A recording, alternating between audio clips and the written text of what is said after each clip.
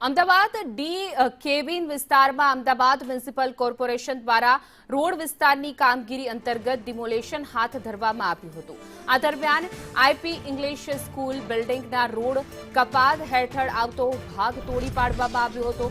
પશ્ચિમ ઝોનના એસ્ટેટ વિભાગની ટીમની હાજરીમાં કાર્યવાહી કરવામાં આવી હતી। ડિમોલેશન દરમિયાન વાડીનાથ ચોક સુધીનો માર્ગ તાત્કાલિક બંધ રાખવામાં આવ્યો હતો।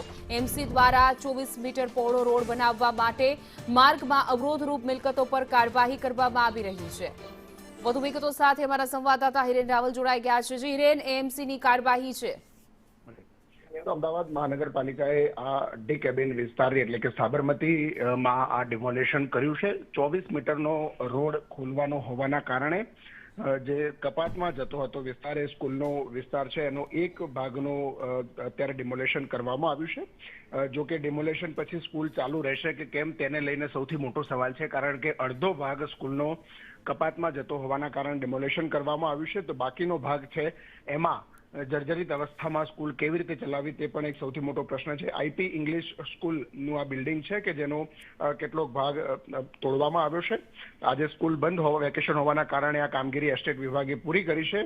ડી કેબિનથી નીલકંઠ મહાદેવ વાડીનાથ ચોક તરફનો રસ્તો છે એ પણ આ કામગીરીના કારણે બંધ કરવામાં આવ્યો છે। બિલકુલ હિરેન, સમગ્ર માહિતી બદલ આપનો આભાર।